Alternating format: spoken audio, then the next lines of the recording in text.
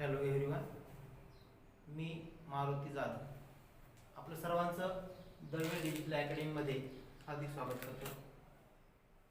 आज आपण 10th क्लासचा इंग्लिश ग्रामर 10th क्लासमध्ये जे इंग्लिश ग्रामर जे विचारलं होतं पेपरला बोर्ड एक्झामसाठी, तर त्याचा सिलेबस काय आहे हे आज पाहणार आहोत.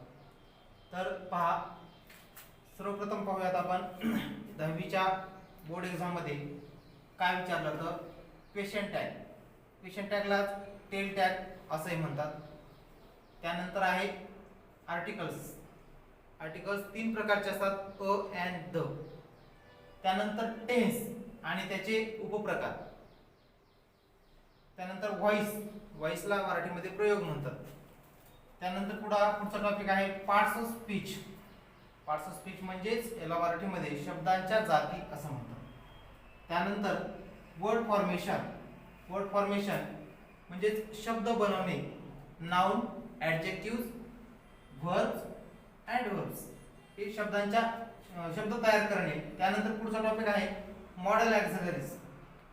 मॉडेल ॲक्झिलरीज सुद्धा आपला याच्यावर प्रश्न विचारतात. हमखास प्रश्न असतो. कॅन, कुड, शाल, शुड, विल, वुड असे मॉडेल ॲक्झिलरीज आणि त्यांचा उपयोग कोठे करतात आणि कशा प्रकारे करायचा याचा आपण अभ्यास पुढील लेक्चरमध्ये करणार आहोत. त्यानंतर डायरेक्ट अँड इनडायरेक्ट स्पीच, यालाच रिपोर्टेड स्पीच असेही म्हणतात.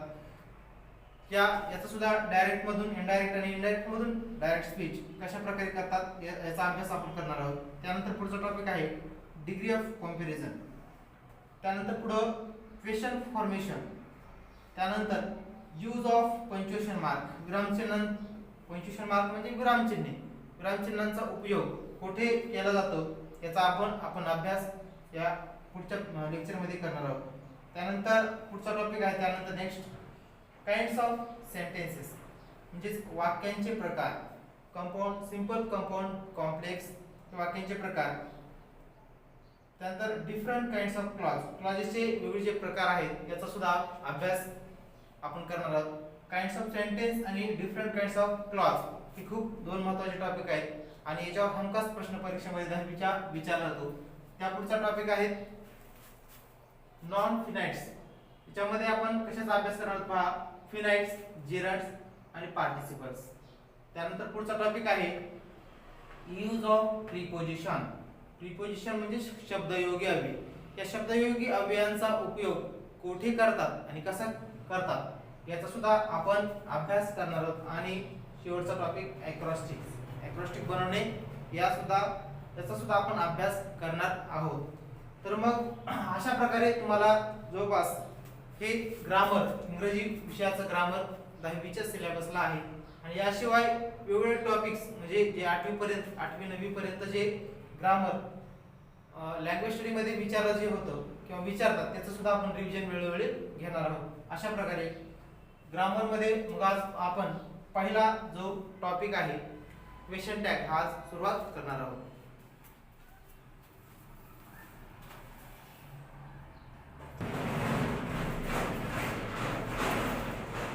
तर मग आता आपण क्वेश्चन टॅग पाहणार आहोत. त्यालाच टेल टॅग असं म्हणतात. खरं तर क्वेश्चन टॅग विधानार्थी किंवा आज्ञार्थी वाक्य जे असतात त्या विधानार्थी किंवा आज्ञार्थी वाक्यानंतर वाक्याच्या शेवटी एक विचारायला प्रश्न असतो आणि हा प्रश्न नवीन अभ्यासक्रमामध्ये त्याला टेल टॅग असं म्हणतात आणि विधानाला पुष्टी देण्यासाठी याचा उपयोग करतात. तर मग याच्यासाठी काही नियम क्वेश्चन टॅग करत असताना हमखास याच्यावर 10वीच्या परीक्षेमध्ये प्रश्न विचारतात. तर मग क्वेश्चन टॅग कसा करायचा याच्यासाठी काही नियम आहेत. खूप सोपे नियम आहेत हे विद्यार्थी मित्रांनो, अजिबात टेन्शन घेण्याची गरज नाही. तर हे जर नियम तुम्ही लक्षात ठेवले तर तुमचा 1 मार्क 100% तुम्हाला मिळणारच आहे. मग पहा यासाठी नियम काय आहेत. तर पहा सुरुवातीला पहिला नियम, सर्वप्रथम दिलेले वाक्य जशास तसे लिहा व त्यानंतर स्वल्पविराम द्यावा. त्यानंतर दिलेले आता एक एक्झाम्पल आपण उदाहरण घेऊयात. उदाहरणामध्ये त्यानुसार आपण नियम सुद्धा कसे वापरायचे हे आपल्याला समजेल. एक उदाहरण आहे. For example, I go to village. आता या वाक्याचा आपल्याला क्वेश्चन टॅग करायचा आहे. तर नियम जे दिलेत त्यांचा उपयोग करूयात आणि त्या नियमाच्या आधारे आपल्या या वाक्याचा क्वेश्चन कसा करायचा हे समजेल. सर्वप्रथम दिलेल्या वाक्य जशास तसं लिहा व त्यानंतर स्वल्पविराम द्या. आता या ठिकाणी एक वाक्य आहे आय गो टू विलेज, लिहून घेऊया जशास तसं आय गो टू विलेज. लिहिले वाक्य, त्यानंतर स्वल्पविराम द्यायला सांगितला, दिला. त्यानंतर काय सांगितलं दुसरा नियम पहा, त्यानंतर दिलेल्या वाक्यातील सहाय्यक क्रियापद घ्यावे व सहाय्यक क्रियापद नसेल तर अशा वेळी वाक्याच्या काळानुसार टू डू चे डू, डज किंवा डिड ही सहाय्यक क्रियापदे वापरावीत असं सांगितले. जर आपण या वाक्याचं निरीक्षण केलं, दिलेल्या वाक्याचं आय गो टू विलेज, याच्यामध्ये सहाय्यक क्रियापद आहे का? याच्यामध्ये सहाय्यक क्रियापद म्हणजे सहाय्यक क्रियापदाला इंग्लिश मध्ये हेल्पिंग व्हर्ब असं म्हणतात. हेल्पिंग व्हर्ब कोणते आहेत मग? Am, is, are, was, were, have, has, had हे सर्व हेल्पिंग व्हर्ब आहेत. आणि जर हे वाक्यामध्ये जर असेल तर तेच घ्यायचे, पण या ठिकाणी नाही. मग नाही तर मग आपल्याला काय सांगितलंय, वाक्यात सहाय्यकारी क्रियापद नसेल तर अशा वेळी वाक्याच्या काळानुसार, आता काळानुसार हा शब्द महत्वाचा आहे. काळ म्हणजे काय? टेन्स. मग या वाक्याचा टेन्स आपल्याला माहित पाहिजे. काळानुसार काय सांगितलं? टू डू चे डू, डज किंवा डिड हे सहाय्यकारी क्रियापद घ्यायचे. आता मग या वाक्याचा टेन्स आपल्याला माहित पाहिजे आणि ते तो पहा, वाक्याचं जर आपण निरीक्षण केलं आय गो टू विलेज हे वाक्य, वाक्याच्या सुरुवातीला सब्जेक्ट आहे, नंतर V1 म्हणजे क्रियापदाचा पहिला प्रकार आणि नंतर ऑब्जेक्ट आहे. त्यामुळं लक्षात येतं की वाक्य हे वाक्य साध्या वर्तमान काळाचं सिंपल प्रेझेंट टेन्स वाक्य आहे. आणि सिंपल प्रेझेंट टेन्स जर असेल, सिंपल प्रेझेंट टेन्स असेल तर वाक्यामध्ये डू किंवा डज हे सहाय्यकारी क्रियापद वापरतात. तर दिलेलं वाक्य जर सिंपल पास्टचं असेल म्हणजे साध्या भूतकाळात असेल तर त्या ठिकाणी डिड हे सहाय्यकारी क्रियापद वापरायचं आहे. तर मग या ठिकाणी डू किंवा डज हे दोन आहेत, पण आता डू कधी वापरायचं आणि डज कधी वापरायचं हे सुद्धा बऱ्याच विद्यार्थ्यांना या ठिकाणी प्रश्न पडला असेल. पहा, डू किंवा डज सिंपल प्रेझेंट टेन्स चं वाक्य असेल, सिंपल प्रेझेंट टेन्स चं वाक्य असेल तर वापरायचं आहे. आणि डिड हे कधी वापरायचं आहे? Simple past tense, past tense जर वाक्य असेल तर. आता या ठिकाणी पहा, सिंपल प्रेझेंट टेन्स मध्ये हे वाक्य सिंपल प्रेझेंट टेन्सचं आहे म्हणजे साध्या वर्तमान काळाचं आहे. तर आता डू कधी वापरायचं आणि डज कधी वापरायचं याच्यात सुद्धा बऱ्याच जणांना कन्फ्यूज होऊ शकतं. तर मग काय करायचं, जर दिलेल्या वाक्यात मुख्य क्रियापदाला यस किंवा ईएस प्रत्यय असेल, यस किंवा ईएस प्रत्यय जर असेल तर त्या वाक्यामध्ये डज वापरायचे. क्रियापदाला यस किंवा ईएस प्रत्यय जर असेल तर डज वापरायचं आणि क्रियापदाला यस किंवा ईएस प्रत्यय नसेल तर काय वापरायचं आहे? डू. या ठिकाणी मुख्य क्रियापद म्हणजे व्हर्ब, मेन व्हर्ब याला यस किंवा ईएस प्रत्यय नाही, त्यामुळे काय वापरावं लागलं आपल्याला? डू. या ठिकाणी डू वापरलं. आता पहा, तिसरा नियम काय सांगितलेला आहे, दिलेले वाक्य होकारार्थी असेल तर क्वेश्चन टॅग नकारार्थी करावा आणि दिलेले वाक्य नकारार्थी असेल तर क्वेश्चन टॅग होकारार्थी करावा.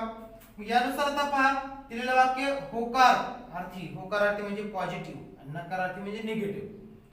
निगेटिव्ह वाक्य कसं ओळखायचं आहे, जर दिलेल्या वाक्यामध्ये नॉट, नो, नेव्हर असे शब्द जर असतील तर त्या वाक्याला निगेटिव्ह म्हणतात.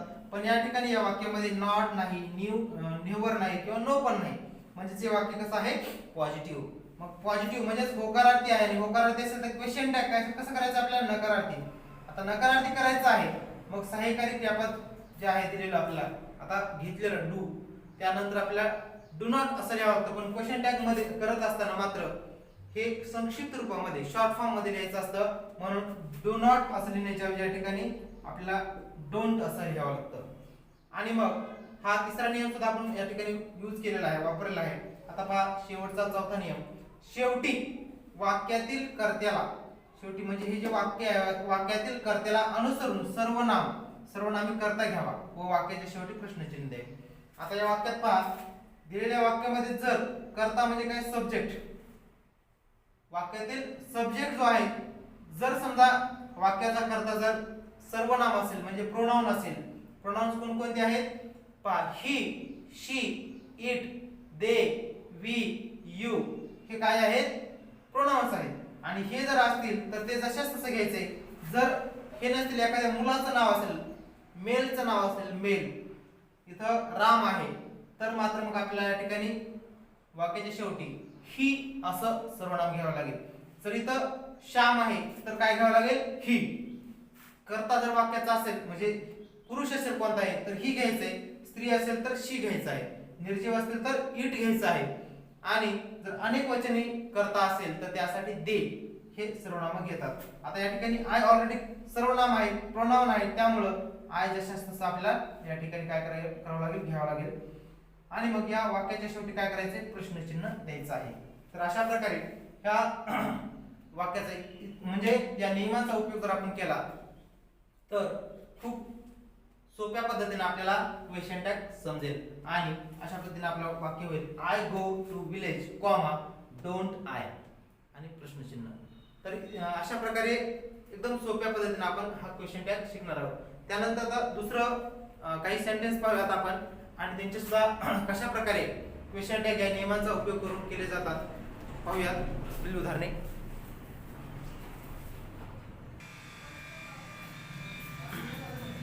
आता पहा या ठिकाणी विद्यार्थी मित्रांनो तुम्हाला काही आणखी सेंटेन्स दिलेले आहेत। दुसरा सेंटेन्स पहा he works hard to achieve perfection. आता तुम्हाला असं एक सेंटेन्स दिलं जातं आणि त्या सेंटेन्सच्या ब्रॅकेट मध्ये परीक्षेमध्ये प्रश्न देतात की यूज टेल टॅग किंवा मेक क्वेश्चन टॅग असा प्रश्न असतो। मग असा जर प्रश्न आपल्याला परीक्षेमध्ये विचारला तर तो प्रश्न सोडवायचा कसा? तर आपण आताच काही वेळापूर्वी नियम लिहून घेतले आहेत, त्या नियमांचा उपयोग करायचा आहे। पहिला नियम सांगितला होता पहा ही वर्क्स हार्ड।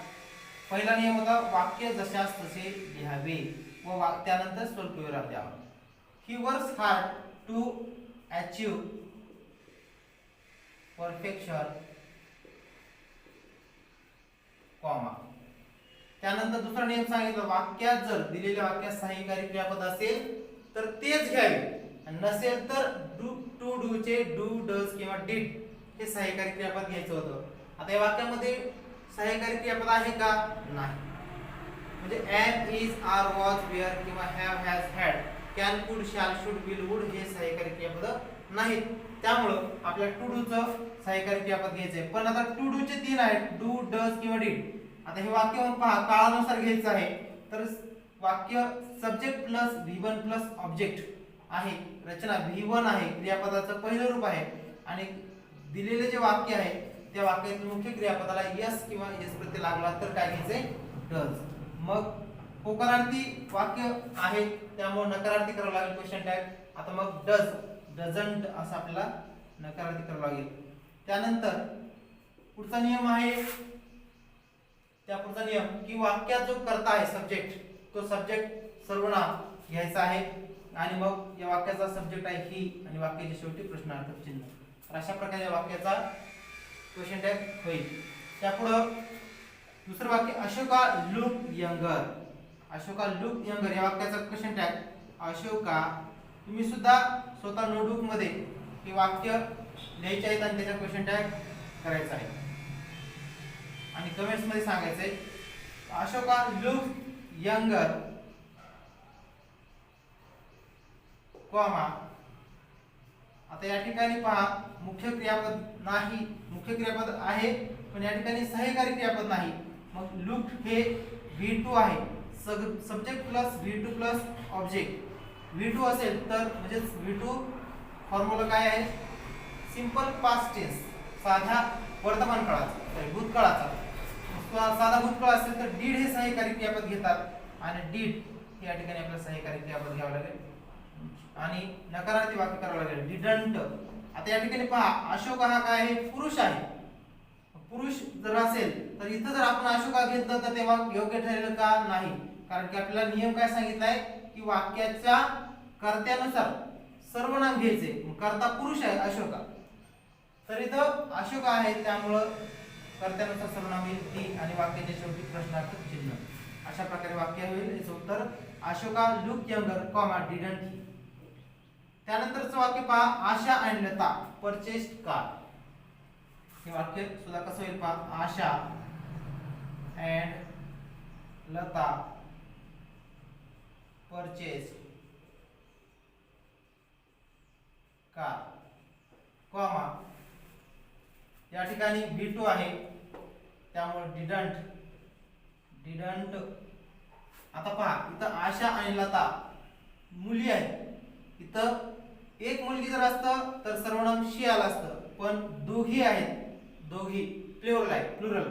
त्यामुळे अनेक वचन असल्यामुळे कर्त्याचं अनेक वचन, त्यामुळे या ठिकाणी आपल्याला सर्वनाम घेत असताना दे असं घ्यावं लागेल आणि वाक्याच्या शेवटी प्रश्नार्थक चिन्ह द्यायचं आहे. तर अशा प्रकारे पहा विद्यार्थी मित्रांनो, आपल्याला वाक्य जे आहेत दिलेले ते वाक्यांची क्वेश्चन टॅग करायचे आहेत आणि याशिवाय काही जे वेगळ्या याच्यापेक्षा वाक्य असतात त्यांचं सुद्धा क्वेश्चन टॅग कसं करायचं पहा. तर पुढील वाक्य बघा,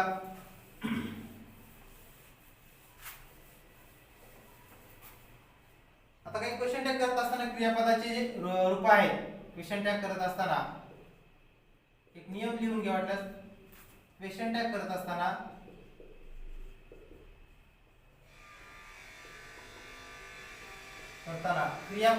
सहाय्यकारी क्रियापदामध्ये पुढील बदल करावे.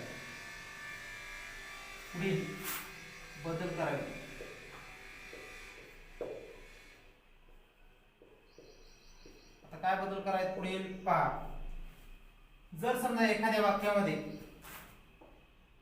वाक्यात एम हे सहाय्यकारी क्रियापद आहे, एम, तर त्या वाक्याचा क्वेश्चन टॅग करत असताना काय बदल करायचा, एम या सहाय्यकारी क्रियापदाचं आरंट असं होतं बदल. हे लक्षात ठेवायचे, सर्वांनी लिहून घ्यायचे. त्यानंतर जर इज असेल सहाय्यकारी क्रियापद तर त्याचं होतं इजंट.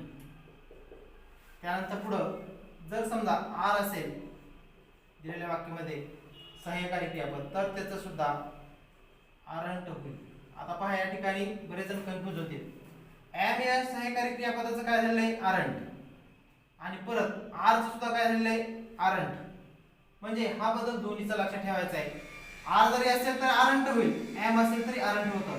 आणि जर समजा आरंट निगेटिव्ह सेंटेन्स असेल एखादं आणि निगेटिव्ह सेंटेन्स मध्ये आरंट असं असेल निगेटिव्ह, तर त्याच्या अगोदर जो सब्जेक्ट दिलेला आहे तो आय असेल तर त्या ठिकाणी एमच घ्यायचे, आणि जर दुसरं अनेकवचनी प्लुरल असेल तर त्यानंतर मात्र आर हे सहाय्यकारी क्रियापद आपल्याला घ्यायचं असतं.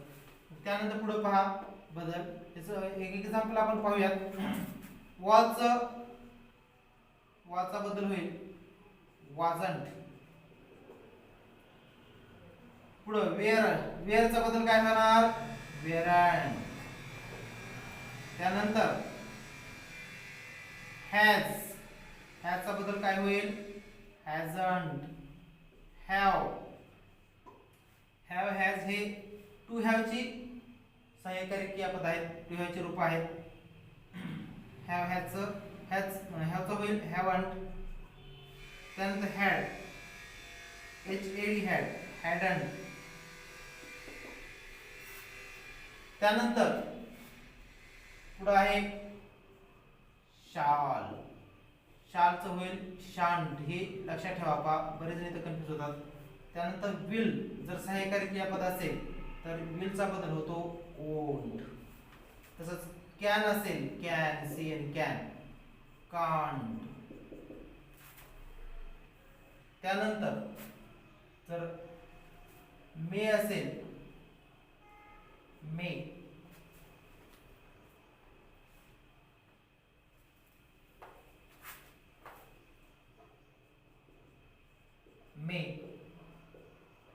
मेंट. मस्ट असेल मस्टंट. त्यानंतर शुड असेल शुडंट. माइट असेल माइटचा बदल होईल माइटंट. तर हे जे सहाय्यकारी क्रियापद आहेत ह्या सहाय्यकारी क्रियापदाचे बदल होत असतात. याशिवाय टू डूचे जे रूप आहेत, टूच्या रूपाचा सुद्धा बदल कसा होतो बघा. डूचा होईल डोंट, डजचा होईल डचा बदल डझंट, आणि डीडचा बदल डिडंट. तर हे सहाय्यकारी क्रियापद आणि याच्यामध्ये काही मॉडेल ऑक्झिलरीज सुद्धा आहेत, यांचे बदल अशा प्रकारे होतात. तर याशिवाय काही जे शब्द आहेत जसे की आता यूज टू हा सुद्धा वापरतात, तर याचा बदल कसा होतो पहा. युजडंट, युजडंट. अशा प्रकारे हे सहाय्यकारी क्रियापदामध्ये होणारे बदल आहेत मित्रांनो. आणि जर समजा एखादं दिलेले वाक्य असेल तर त्या दिलेल्या वाक्यामध्ये जर समजा हे सहाय्यकारी क्रियापद वापरलं असेल कोणतंही, मग त्याचा बदल या जर समजा इकडचं सहाय्यकारी क्रियापद वापरलं तर त्याचा बदल असा करायचा आहे, आणि जर सहाय्यकारी क्रियापद समजा इकडचं वापरलं आहे तर त्याचा बदल काय होणार, असा होणार. अशा प्रकारे एक्सचेंज तुम्ही त्या ठिकाणी करायचं आहे. आणि या सहाय्यकारी क्रियापदाचा बदल लक्षात ठेवायचे तुम्हाला, आणि क्वेश्चन टॅग योग्य पद्धतीने करायचा आहे. तर पहा आता याच्यावर सुद्धा आपण काही प्रश्न पाहूयात. तर पुढचा जो एक उदाहरण पाहू पुढं. एक्झाम्पल, फॉर एक्झाम्पल पहा. I am a teacher, I am a teacher हे एक्झाम्पल आहे. आय एम अ टीचर या वाक्याचं तुम्हाला क्वेश्चन टॅग करायचा आहे. तर कसा होईल, आपल्या क्वेश्चन टॅग काय सांगितलंय, दिलेल्या वाक्याचा क्वेश्चन टॅग करायचा आहे. वाक्य जशास तसे लिहा. I am a teacher, I am teacher, आणि वाक्याच्या शेवटी कॉमा, मग दिला कॉमा. आता या ठिकाणी पहा, आपण याच्या अगोदरचा चार्ट मध्ये पाहिलेला आहे. जर दिलेल्या वाक्यात एम असेल तर एम चा बदल काय करायचा आहे, एम चा बदल आरंट, आणि वाक्य होकारार्थी असेल तर नकारार्थी करायचं आहे, मग बदल करा आरंट. आणि दिलेले जे सर्वनाम आहे ते सर्वनाम जशास तसं घ्यायचं आहे. Aren't I. अशा प्रकारे काय होईल या वाक्याचा क्वेश्चन टॅग. आपण काय केलं बघा मित्रांनो, या ठिकाणी जो सहाय्यकारी क्रियापद आहे त्या सहाय्यकारी क्रियापदामध्ये होणारे बदल कशा प्रकारे होतात हे आपण पाहिले. तर आता पहा आणखी दुसरे काही वाक्य. People are working in the field. हे वाक्य दिलेलं आहे, त्याचा बदल काय होईल, पीपल क्वेश्चन टॅग काय होईल पहा. People are working in the field, comma, are दिलेला आहे या ठिकाणी आणि वाक्य पॉझिटिव्ह आहे त्यामुळे होईल आरंट. आरंट या ठिकाणी पहा सब्जेक्ट दे आहे, सॉरी पीपल आहे त्यामुळे त्याचा बदल होईल अनेकवचन. पीपल अनेक लोक अनेक असतात त्यामुळे दे हे सर्वनाम येईल. आणि अशा प्रकारे तुम्हाला या ठिकाणी त्याचं क्वेश्चन टॅग होईल. आता पहा पुढं पुढचं sentence. I shall never study hard. I shall never study hard असं वाक्य दिलंय. तर हे वाक्याचा क्वेश्चन टॅग कसा होईल, वाक्य जशाल तसं लिहा. I shall never study hard,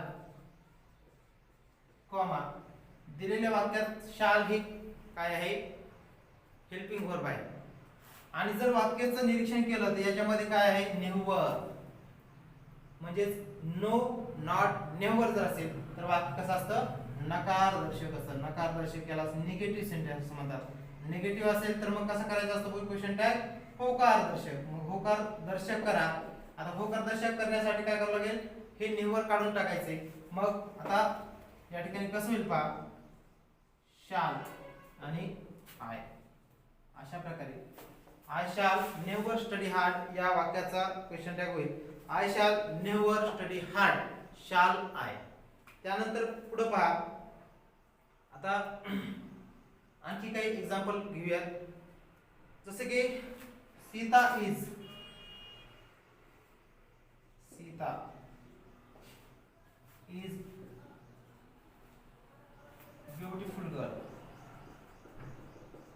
Sita is beautiful girl. आता या वाक्याचा क्वेश्चन टॅग काय होईल? Sita is beautiful girl comma comma या ठिकाणी इज काय होणार बदल? इजंट. आणि या ठिकाणी सीता हे मुलीचं नाव आहे. मुलीचं नाव असेल म्हणजे महिला किंवा स्त्री असेल तर त्यासाठी सर्वनाम वापरायचं आहे शी. आणि वाक्य शेवटी प्रश्नार्थक चिन्ह. तर अशा प्रकारे हे क्वेश्चन टॅग या वाक्याचे होतात. म्हणजे हे विधानार्थी वाक्य आहेत आणि या विधानार्थी वाक्यांची क्वेश्चन टॅग होतात हे. तर आता याच्याशिवाय आणखी कोणते म्हणजे कोणते वेगवेगळ्या प्रकारे क्वेश्चन टॅग होतात ते पाहूयात आपण पुढं.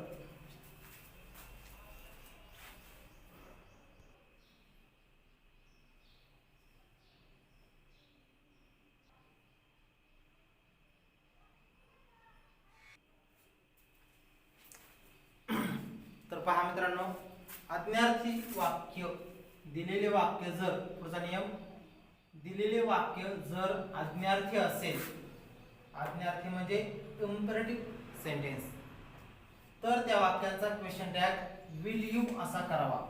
काय करायचं आहे? क्वेश्चन टॅग त्यांचा विल यू असा करायचा आहे. तर पहा मग विल यू कसा? आज्ञार्थी वाक्य म्हणजे काय असतात? तर ऑर्डर, त्याच्यामध्ये रिक्वेस्ट ऑर्डर असते, रिक्वेस्ट असते किंवा आणि आज्ञार्थी वाक्य जे असतात त्या वाक्यांची सुरुवात ही मुख्य क्रियापदाने होत असते. उदाहरण पहा, example for example stand up. Stand up हे आज्ञार्थी वाक्य आहे. आज्ञार्थी वाक्य कसं ओळखायचं? त्या वाक्याची सुरुवात मुख्य क्रियापदाने होते. मग पहा, मुख्य क्रियापदाने झाले स्टँड हे सांगितलं आहे, मुख्य हे क्रियापद आहे. मग या वाक्याचा क्वेश्चन टॅग करायचा. कसं करायचं पहा, अगोदर वाक्याचं शांत कसं लिहायचे? स्टँड अप कॉमा आणि या वाक्यानंतर काय करायचंय? विल यू एवढंच लिहायचं मित्रांनो.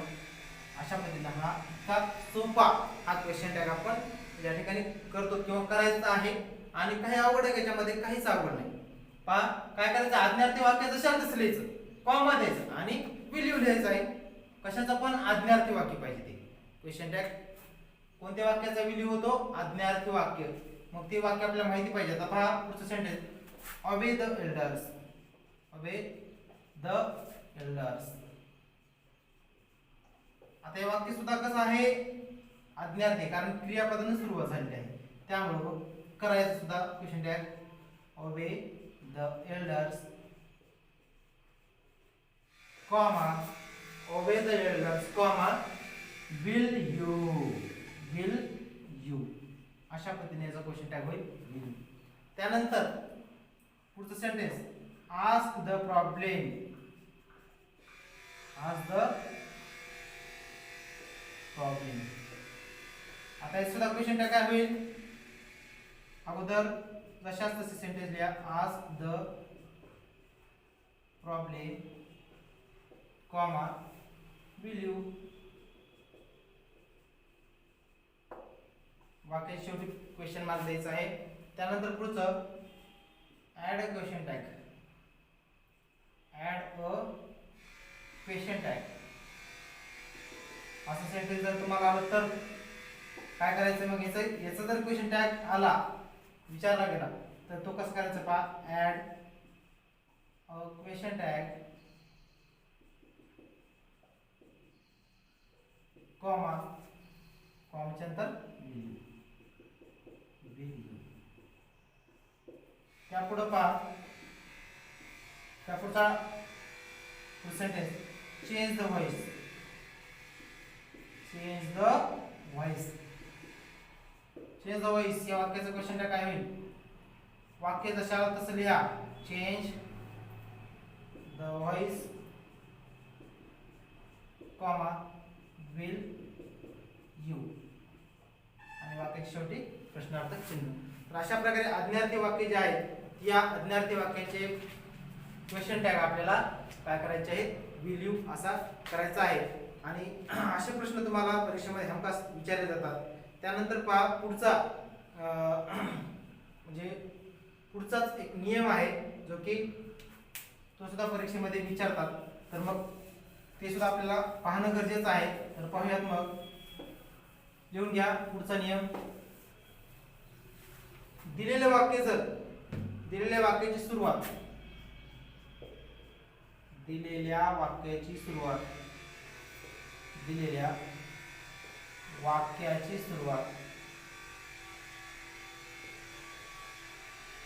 जर लेट्सने झाली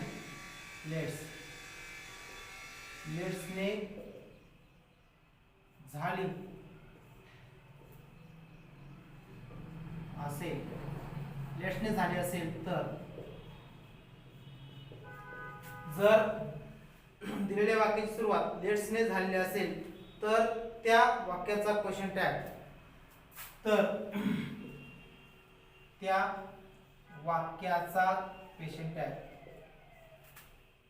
क्यू टॅग म्हणजेच काय क्वेश्चन टॅग शॉर्ट मध्ये लिहिले आपण क्वेश्चन असं लिहिण्यापेक्षा क्वेश्चन टॅग शाल वी असा करावा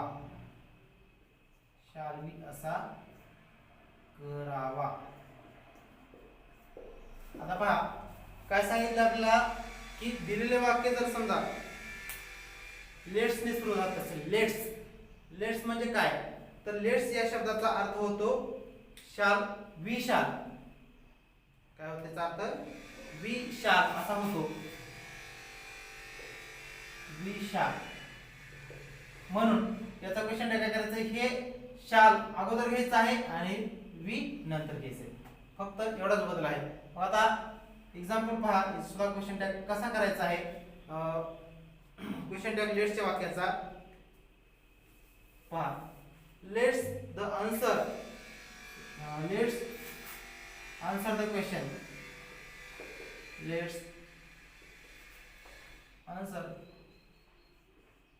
द क्वेश्चन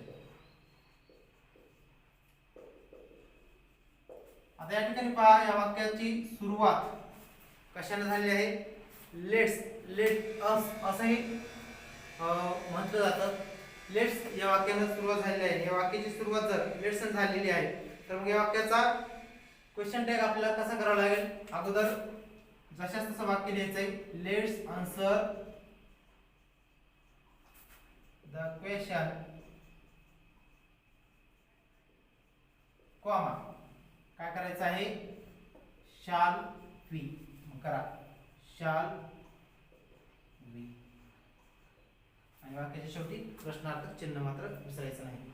त्यानंतर दुसरे सेंटेन्स बघूयात let's complete our work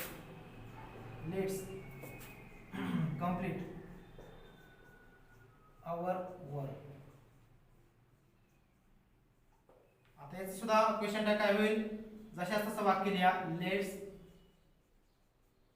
complete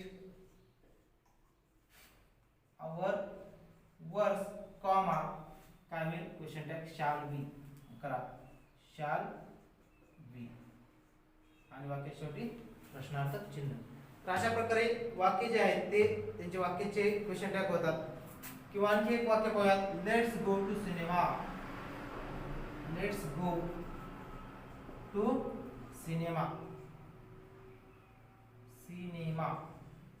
आता वाक्य सुरुवात कशाने झालेली आहे लेट्सने झाली असेल वाक्याची सुरुवात तर काय करायचं शाल बी. लक्षात ठेवायचे हे नियम सर्व पाठ करून ठेवायचे आहेत कारण की खूप महत्त्वाचे नियम आहेत आणि सर्वांनी लक्षात ठेवायचे आणि परीक्षेमध्ये चांगले मार्क्स मिळवायचे. Let's go to cinema comma shall be अशा प्रकारे क्वेश्चन टॅग लेट्सच्या वाक्यांचा होतो. तर अशा प्रकारे हा क्वेश्चन टॅग जो आहे याचे नियम होतात.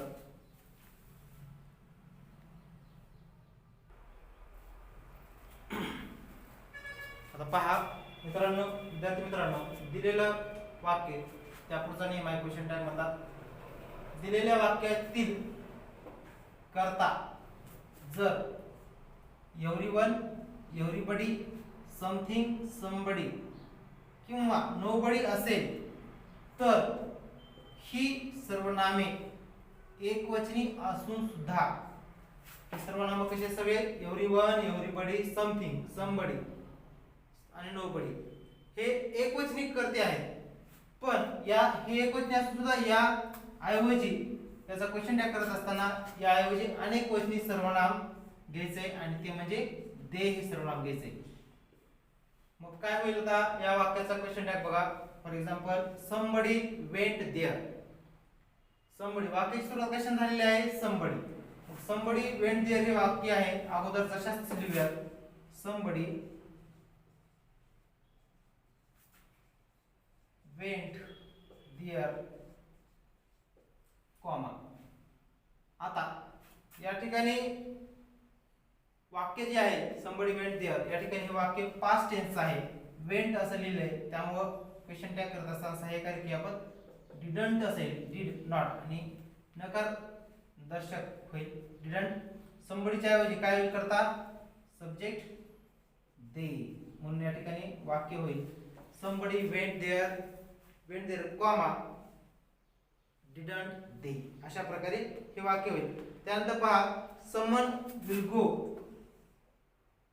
someone will go there. someone will go there. तर पाहूयात आता किती जण हे वाक्य जे आहे ते सोडवतात someone will go there. तर या वाक्याचा क्वेश्चन टॅग काय होईल हे मला कमेंट्स मध्ये तुम्ही कळवायचं आहे. तर पहा someone will go there अगोदर हे वाक्य जशाला तसं लिहून घ्या. someone will go there comma काय करायचंय will असं सहाय्यकारी क्रियापद आहे. will चा बदल काय होतो क्वेश्चन टॅग मध्ये will चं काय होत असतं ओंट. तर या ठिकाणी बरेच जण चुकायचं नाही लक्षात ठेवायचंय. will चा बदल होतो ओंट आणि someone च्या ऐवजी काय होतं दे. someone च्या ऐवजी दे. अशा प्रकारे हे बदल होत असतात. त्यानंतर आणखी पुढे वाक्य पाहूयात no one come there. no one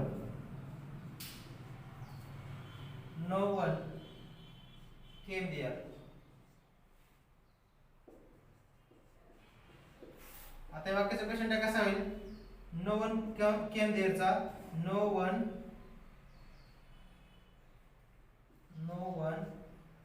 came there जशाच तसं वाक्य लिहा अगोदर कॉमा. आता पहा या वाक्यामध्ये सहाय्यकारी क्रियापद आहे का हेल्पिंग वर्ब नाही. हेल्पिंग वर्ब जर नसेल तर आपल्याला काय करावं लागतं टू डू च हेल्पिंग वर्ब करावं लागतं. टू डू चे डू डज किंवा डिड या तीन पैकी घ्यायचं असतं. मग त्याच्यासाठी टेन्स माहित पाहिजे. टेन्स ओळखता आला पाहिजे. केम कम केम कम असे कमचे हे वी फॉर्म वर्ब फॉर्म आहेत. मग V2 हा फॉर्म असल्यामुळे या ठिकाणी पास्ट टेन्स आहे. Simple past tense. Simple past tense असेल तर डीड असं घ्यावं लागेल. आता मग वरचं वाक्य हो करायचे असेल तर खालचं नकारार्थी आणि जर वरचं नकारदर्शक असेल तर खालचं क्वेश्चन टॅग होकारदर्शक. मग आता या ठिकाणी नो वन असं म्हटलेलं आहे पण नो हा शब्द आलाय वाक्यामध्ये. काय आलेलं आहे नो आलेला आहे म्हणजे ते निगेटिव्ह आहे. म्हणजे आता काय करावं लागेल आपल्याला पॉझिटिव्ह करावं लागेल. तर करा डीड आणि पण आता या ठिकाणी नो वन च्या ऐवजी काय सांगितलं आपल्याला म्हणजे everyone, everybody, something, somebody, nobody पण नो वन असेल तर इथं नो वन सुद्धा तुम्ही लिहू शकता नो वन. तर काय करायचंय सर्वनामामध्ये बदल दे असं करायचं आहे. लिहा दे आणि वाक्याच्या शेवटी काय करायचं आहे प्रश्नचिन्ह द्यायचं आहे. तर अशा प्रकारे मित्रांनो हा होता क्वेश्चन टॅग किंवा टेल टॅग. जर तुम्ही हा पूर्ण व्हिडिओ जर पाहिला आणि याचे सर्व नियम जर फॉलो केले तर तुम्हाला क्वेश्चन टॅग वर कोणताही प्रश्न विचारू द्या, कोणत्याही परीक्षेमध्ये विचारू द्या आणि कसाही जर विचारला तर तुम्हाला याच्या हा मार्क्स तुमच्या हातचा जाणार नाही. तर त्यासाठी तुम्हाला जे दिलेले नियम आहेत ते लक्षात ठेवावे लागतील चांगल्या प्रकारे आणि अशा वाक्यांची प्रॅक्टिस सुद्धा करावी लागेल. तर या ठिकाणी थांबूया मित्रांनो. धन्यवाद.